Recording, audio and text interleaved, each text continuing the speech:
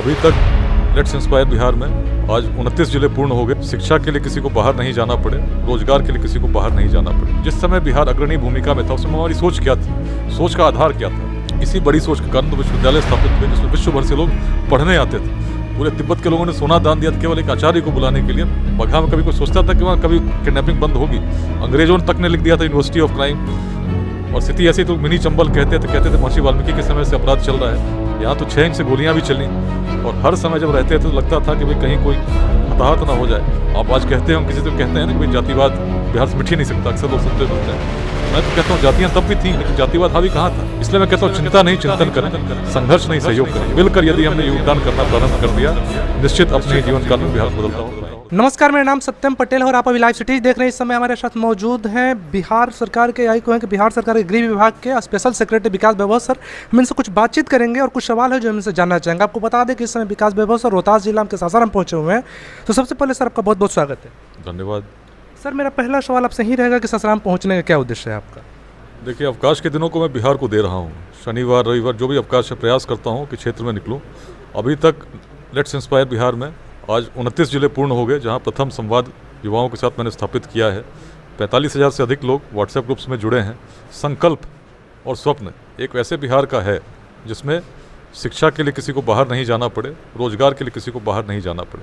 सुनने में बड़ा अजीब लगेगा यदि आप सोचेंगे, लेकिन मैंने जीवन में देखा है यदि हम संकल्प लेते हैं, उसके लिए शुद्ध मन से काम करते हैं, हर संकल्प संभव है। और इस स्वप्न का तो आधार भी है। हमारा इतिहास अपने आप में इतना प्रेरित करता है। जब मार्ग नहीं थे, संसाधन नहीं थे, सूचना के तंत्र नहीं थे, प्रौद्योगिकी विकसित नहीं थी, तब भी हमारे पूर्वजों में वह सामर्थ्य था, वह दृष्टि थी जो जानते थे व्यक्ति को व्यक्ति से कैसे जोड़ा जाता है। तभी तो हम व्यक्ति से व्यक्ति को जोड़कर उस अखंड भारत के साम्राज्य का निर्माण कर सके जिसकी सीमाएं अफगानिस्तान के पार तक थीं, हिमालय के उत्तर तक थीं, पूर्वोत्तर के पार तक थीं और दक्षिण में सागर तक तो थी ही। कैसे कर पाए? क्यों ऐसा नहीं हुआ कि अखंड भारत के साम्राज्य का यदि निर्माण हुआ तो दिल्ली से हुआ होता, कलकत्ता से हुआ, बिहार से ही क्यों हुआ? कुछ नैसर्गिक गुण थे जिनको हम भूलते जा रहे हैं।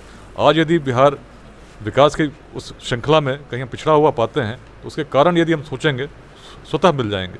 जिस समय बिहार अग्रणी भूमिका में था उस समय हमारी सोच क्या थी, सोच का आधार क्या था। जब ज्ञान को देखते हैं तो ज्ञान का उत्कर्ष वेदांत के रूप में सबसे प्राचीन काल में बिहार में होता हुआ दिखता है। वेदांत के यदि संदेश को समझें, मर्म को समझें तो बहुत स्पष्ट है कि हर व्यक्ति में वही आत्मा स्थित है, कोई भेदभाव है ही नहीं। उसी रूप में जब हमने लोगों को देखना शुरू किया तो अलग प्रकार के अपवाद देखते हैं। उत्तर बिहार में आप देखते हैं पहला विश्व का गणतंत्र के रूप में वैशाली स्थापित होती है जिसमें अपवाद यह मिलता है कोई व्यक्ति भी शासन कर सकता है, किसी परिवार का होने की आवश्यकता नहीं।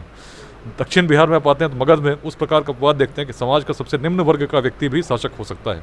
तभी तो नंदवंश का उदय हुआ। सामर्थ्य ऐसा रहा कि अलेक्जेंडर द ग्रेट विश्व विजय कल्पना लेकर लौटना पड़ गया।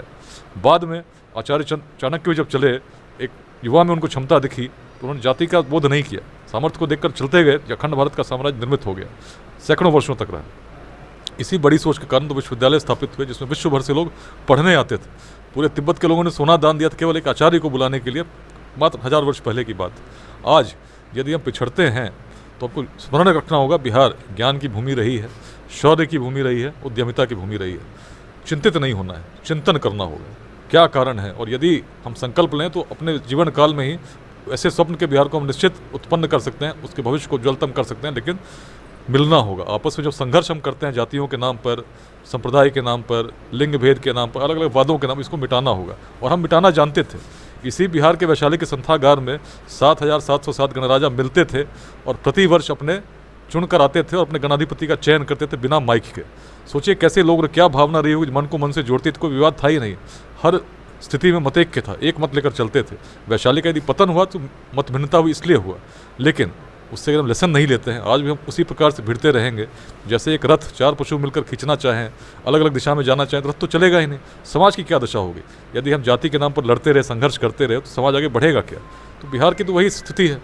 युवाओं को सोचना होगा, यदि अपने जीवन काल में बिहार में उज्ज्वलतम भविष्य देखना चाहते हो, लोगों को जोड़ना होगा।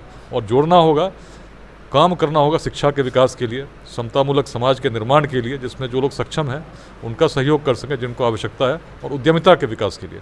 क्योंकि कितना भी कुछ हो जाए, कोई भी सरकार आ जाए, हर व्यक्ति को सरकारी नौकरी हम नहीं दे सकते। यदि हम चाहते हैं बिहार का विकास हो तभी संभव है जब हर व्यक्ति के लिए हम रोजगार उत्पन्न कर सकें, जिसके लिए उद्योग स्थापित होने होंगे। लोग और उद्योग तब स्थापित होंगे जब उद्यमिता की भावना होगी। यदि नहीं होगी तो हर व्यक्ति यही सोचे कि सरकारी नौकरी मिलेगी तो कैसा विकास संभव होगा। आप उन विकसित राज्यों से तुलना करते हैं तो क्या अंतर पाते हैं? उद्यमिता की भावना। और प्राचीन काल में हमारी उद्यमिता तो ऐसी थी कि अन्य देश हमसे प्रेरणा लेते थे। चंपा के नाम से वियतनाम 1500 वर्षों तक चंपा के रूप में जाना गया। दक्षिण पूर्वी एशिया घूम लीजिए, जापान चले जाइए, अनेक नगर मिलते हैं जिनके नाम प्राचीन बिहार के उन नगरों के नाम पर हैं जहाँ लोग व्यापार करने आते थे। तो ऐसे तुम्हारे सृष्टि थे जो पूरे ज़मीन पर सोने के सिक्के बिछा दिया करते थे, जहाँ भगवान बुद्ध की सभाएँ होती थीं। इसी रोहतास कैमूर की जंगलों से कभी भगवान बुद्ध गए थे जब उन्होंने ज्ञान प्राप्त किया था, बोध गया से चलकर सारनाथ गए थे। अवशेष आज भी हैं जो प्रेरित करते हैं, बताते हैं हम क्या थे। लेकिन यदि ग्रहण नहीं करेंगे तो निश्चित है आने वाला समय भी वैसा ही होगा जिसमें हम जिस पतन की ओर हम उन्मुख होते जा रहे हैं उससे और अधिक हो सकता है। लेकिन यदि हमने अपने सहयोग करना शुरू कर दिया, आपस में मिलजुल कर हम चलने लगे, तो भविष्य ऐसा होगा जिसकी हम कल्पना नहीं कर सकते। स्मरण कीजिए, क्या 12-13 वर्षों पूर्व कोई सोचता था कि रोहतास किले पर कभी हम आराम से घूम पाएंगे? लेकिन परिवर्तन हुआ कि नहीं हुआ? बगहा में कभी कोई सोचता था कि वहाँ कभी किडनैपिंग बंद होगी? अंग्रेजों तक ने लिख दिया था यूनिवर्सिटी ऑफ क्राइम। और स्थिति ऐसी तो मिनी चंबल कहते थे महर्षि वाल्मीकि के समय से अपराध चल रहा है। लेकिन जब इतिहास की प्रेरणा बनाकर हम लोग चले, लोगों से मन की बात कहने लगे, यह कहने लगे कि रत्नाकर यदि वाल्मीकि नहीं होते, बगहा बदल गया। सभी गिरोहों ने आत्मसमर्पण कर दिया, किडनैपिंग 150 से 0 पर आ गई। रोहतास, जहाँ कभी पहाड़ पर चुनाव नहीं हुआ था, जब हम लोगों ने परिश्रम किया, लोगों को जोड़ा और मन से जोड़ा, किसी का विरोध नहीं किया, हमने कहा क्षेत्र का विकास होना चाहिए, तो हर आदिवासी के मन में श्रद्धा जगी कि उग्रवादी का उन लोगों ने स्वतः विरोध करना शुरू कर दिया। स्थिति ऐसी बनी कि पहला झंडोत्तोलन तो हुआ ही था 26 जनवरी 2009 में, उग्रवादी बाध्य हो गए, उनको आत्मसमर्पण करना पड़ गया। इस संदेश को, इतिहास के संदेश में इतनी शक्ति है जो वर्तमान को बदल सकती है। यदि पूरे बिहार में हमने प्रेरित कर दिया अपने युवाओं को, और बिहार में जो इतिहास का संदेश उसको लेकर हम चलने लगे, तो जैसे पूर्व में जब संसाधन नहीं थे तब तो हम भूमिका एक नेतृत्वकर्ता की निभा रहे थे, आज जब संसाधन है हम लोगों को जोड़ सकते हैं। जब व्हाट्सएप पे जोड़ते हैं तो 45,000 लोग तो लेट्स इंस्पायर बिहार के ग्रुप्स में जुड़ गए। तो क्या क्षमता नहीं है? क्षमता तो असीम है। उसको लेकर जब चलेंगे निश्चित बिहार का भविष्य हम उज्ज्वल पाएंगे। सर, क्या लगता है कि बिहार बदल पाएगा? क्योंकि आज भी लोग जाति पाति से ऊपर नहीं उठ पाते हैं, शिक्षा में हम अभी भी फिसड्डी हैं, तो कैसे आपको लगता है कि बिहार बदल पाएगा? मैंने बिल्कुल कहा ना, किसी भी परिवर्तन के स्वप्न की आवश्यकता होती है, लेकिन स्वप्न तब संभव होता है जब स्वप्न का आधार भी हो। और बिहार का स्वप्न तो बहुत स्पष्ट है जो मैंने आपसे कहा, और आधार भी बड़ा स्पष्ट है। जब कुछ नहीं था तब तो हमारी क्षमता ये थी, उन्हीं यशस्वी पूर्वजों के तो हम वंशज हैं, कहीं दूर से तो नहीं आए, कि सिग्मा ग्रह से तो आए नहीं हैं, उन्हीं के वंशज हैं ना। डीएनए तो वही होगा, गुण तो वही होने चाहिए। सोच क्या हो गई? उनकी जो सोच थी, जो वेदांत का दर्शन कर सकते थे, विश्वविद्यालय स्थापित कर सकते थे, अखंड भारत के साम्राज्य का निर्माण कर सकते थे, हम में नहीं है क्या? लेकिन हम लगा कहाँ रहे? ऊर्जा तो वही ईश्वर ने दी है, लेकिन ऊर्जा आप संघर्ष में लगाएंगे तो क्या होगा? संघर्ष करते रह जाएंगे। भाई भाई से संघर्ष करेगा, पड़ोसी पड़ोसी संघर्ष करेगा, लेकिन मिल के जब हम चलने लगेंगे समेकित शक्ति निश्चित बढ़ेगी। इसी प्रयास में मैं लगाऊँ। मुझे पूरा विश्वास है कि अपने जीवन का उस बिहार को मैं देखूंगा जिसका सपना मैंने देखा है। लेकिन तब संभव होगा जब लोग जुड़ेंगे, लोगों के मन इस भावना को उत्पन्न करेंगे। इसीलिए इस अभियान के लिए मैं तो हर समय अपना दे रहा हूँ। जो भी समय मुझे मिलता है, चाहे छुट्टी का दिन हो, ऑफिस के बाद का समय हो, जो भी समय मिलता है, मैं चाहता हूँ कि अपने जीवन काल में मैं देखना चाहता हूँ कि जिस बिहार को मैंने बचपन में देखा था, जहाँ जो स्थितियाँ मैंने देखी थी, आने वाला समय अपने इतिहास के अनुरूप हो। सर, अभी आप तो आईजी हैं और गृह विभाग के विशेष सचिव हैं, लेकिन आप एक समय में रोहतास जिला के बतौर एसपी के रूप में पदस्थापित रह चुके हैं, कार्यरत रह चुके हैं। तो sir, as a Rohtas SP आपका कैसा अनुभव रहा था इस रोहतास जिला में? देखिए, रोहतास, उस समय का रोहतास, यदि मुझसे पूछा जाए, आज मुझसे लोग पूछते हैं एसपी का सबसे कठिन कार्यकाल आपका कौन सा था? पटना था, बगहा था? मैं तो रोहतास का स्मरण करता हूँ, क्योंकि बाकी किसी स्थान पर प्राणों पर संकट नहीं था। यहाँ तो 6 इंच से गोलियाँ भी चली, और हर समय जब रहते थे तो लगता था कि भाई कहीं कोई हताहत ना हो जाए। हर दिन एक प्रकार का एक युद्ध चल रहा था, जिसको मैं झेल रहा था, देख रहा था। उस युद्ध की स्थिति में, लेकिन पूरे मानसिक नियंत्रण के साथ, ताकि किसी का नुकसान नहीं हो। सांप्रदायिक तनाव भी काफ़ी उत्पन्न हुआ उस समय सासाराम शहर में, उस पर भी कैसे नियंत्रण किया जाए, सबको मिलाकर। इस प्रकार नहीं कि किसी का हम विरोध करें, उग्रवादियों का भी हम लोगों ने विरोध नहीं किया, मन से मन को जोड़ा, और यही संवाद से ही चीज़ों को बदलने का प्रयास किया। सोन महोत्सव एक संवाद था, जिसमें कि जिले के लोग जाते थे, उनसे आह्वान करते थे मुख्य धारा से जुड़िए, और जब जुड़ने लगे तो देखिए आज परिवर्तन हुआ कि नहीं हुआ। तो आज भी उसी रूप में जब मैं देखता हूँ तो सबसे कठिन मेरा टेन्योर रोहतास था। लेकिन जो सबक मैंने यहाँ से सीखा कि इतने कठिन परिस्थितियों में भी परिवर्तन संभव है, तो इसीलिए वो आशावादिता का स्मरण कराती है जब मैं सोचता हूँ कि बिहार में परिवर्तन क्यों नहीं संभव है। बिल्कुल संभव है। आप आज कहते हैं, हम किसी से कहते हैं ना कि भाई जातिवाद बिहार से मिट ही नहीं सकता, अक्सर लोग सुनते मिलते हैं, तो मैं तो कहता हूँ जातियाँ तब भी थीं, लेकिन जातिवाद हावी कहाँ था? सबसे निम्न वर्ग का व्यक्ति भी तो बिहार में शासक बन सका था। तो आज क्या कमी आ गई?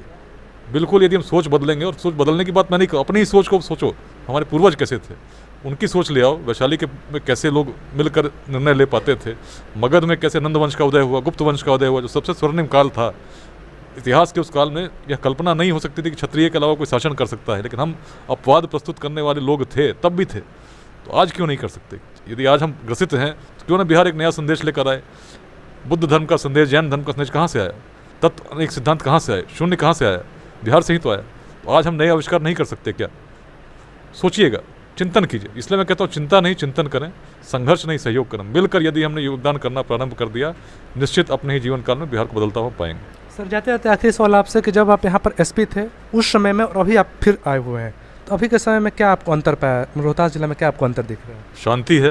विनोद तिवारी जी बैठे हैं, प्रतिदिन इनसे बात होती थी, हमेशा बात होती थी पहाड़ पर कितने नक्सल घूम रहे हैं, आज तो अदृश्य हो गए। और मैं चाहता हूँ शांति के साथ साथ जो विकास हो। रोहतास में अद्भुत क्षमता है विकास करने की, पर्यटन की क्षमता है ही है, ऐसे उद्योग लगने की क्षमता है जिसकी आप जैसे पहले थे औद्योगिक क्षेत्र के रूप में जाना जाता था। डेहरी में आप जानते हैं किस प्रकार डालमिया नगर पूरे बिहार का गौरव था, एयरपोर्ट तक यहाँ बना हुआ था। आज क्या कमी आ गई? सोचना होगा, चिंतन कीजिए। चीज़ें आज आ रहा था करघर में, मैंने देखा इंजीनियरिंग कॉलेज भी बना है।